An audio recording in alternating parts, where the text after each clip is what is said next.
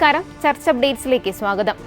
മഹാരാഷ്ട്രയിൽ നിലവിൽ വന്ന പുതിയ മതപരിവർത്തന നിരോധന നിയമത്തിൽ ശക്തമായ ആശങ്ക രേഖപ്പെടുത്തി ബോംബെ അതിരൂപത.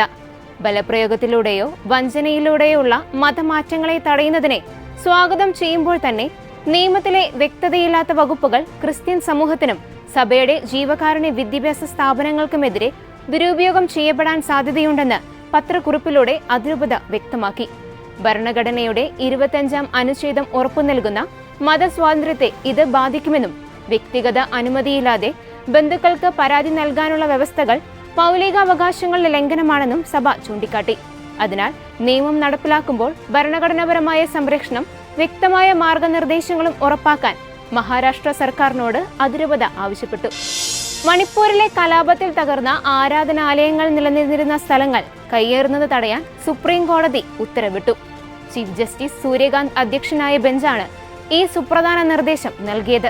തകർന്ന പള്ളികളുടെയും മറ്റ് ആരാധനാലയങ്ങളുടെയും ഭൂമി സുരക്ഷിതമായി സംരക്ഷിക്കണമെന്ന് കോടതി വ്യക്തമാക്കി. നഷ്ടപ്പെട്ട ആധാരങ്ങളും രേഖകളും പരിശോധിച്ച് റിപ്പോർട്ട് നൽകാൻ ജസ്റ്റിസ് ഗീത മിത്തൽ സമിതിയെ ചുമതലപ്പെടുത്തി. ആരാധനാലയം തകർക്കപ്പെട്ടു എന്നതുകൊണ്ട് മാത്രം ആ സ്ഥലത്തിന്റെ ഉടമസ്ഥാവകാശം ഇല്ലാതാകുന്നില്ലെന്ന് സുപ്രീം കോടതി ചൂണ്ടിക്കാട്ടി. വിഷയത്തിൽ കൂടുതൽ വാദം കേൾക്കുന്നതിനായി ഓഗസ്റ്റ് 10 കേസ് മാറ്റി.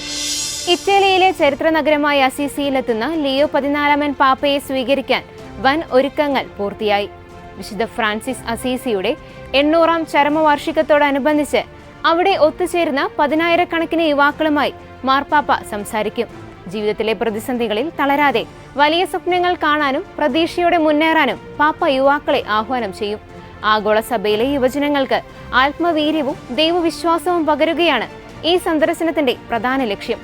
ഫ്രാൻസിസ്കൻ ആത്മീയതയുടെ കേന്ദ്രമായ അസീസിയിൽ നിന്ന് സമാധാനത്തിന്റെയും ഒത്തൊരുമയുടെയും സന്ദേശമാകും പിതാവ് ലോകത്തിന് നൽകുക. ഓഗസ്റ്റ് 6 പാപ്പയുടെ സന്ദർശനത്തെ വലിയ പ്രതീക്ഷയോടെയാണ് വിശ്വാസികൾ കാത്തിരിക്കുന്നത്.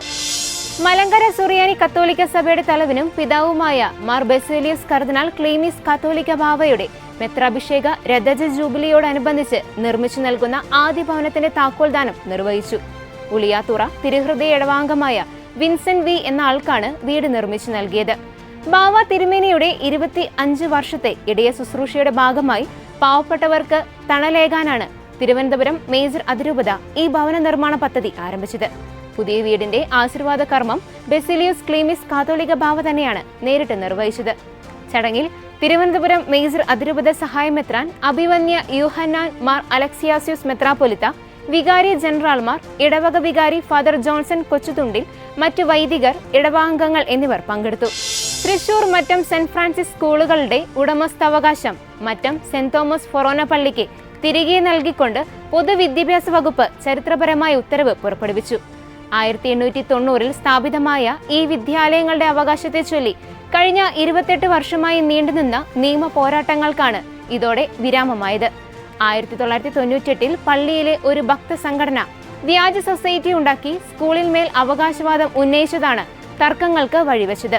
എന്നാൽ ഭൂമിയുടെ യഥാർത്ഥ ആധാരങ്ങളും ഉടമസ്ഥ അവകാശ രേഖകളും ഹാജരാക്കാൻ അവർക്ക് സാധിച്ചില്ല. കേരള വിദ്യാഭ്യാസ ചട്ടങ്ങളിലെ 35-ാം വകുപ്പ് പ്രകാരം സർക്കാരിൽ നിക്ഷിപ്തമായ പ്രത്യേക വിവേചനാധികാരം ഉപയോഗിച്ചാണ് പൊതുവിദ്യാഭ്യാസ വകുപ്പ് പള്ളിക്ക് അനുകൂലമായ ഉത്തരവിറക്കിയത്. തർക്കങ്ങൾ കാരണം ശോചനീയാവസ്ഥയിലായ സ്കൂൾ കെട്ടിടങ്ങൾ പൊളിച്ചുമാറ്റി പുതിയ കെട്ടിടങ്ങൾ നിർമ്മിച്ച് സ്കൂളുകൾക്ക് പുതിയ മുഖം നൽകുമെന്ന് വികാരി ഫാദർ ഡോക്ടർ ഫ്രാൻസിസ് ആളൂർ വ്യക്തമാക്കി. ഇതോടുകൂടി ചർച്ച അപ്ഡേറ്റ്സ് പൂർണ്ണമാകുന്നു. നന്ദി.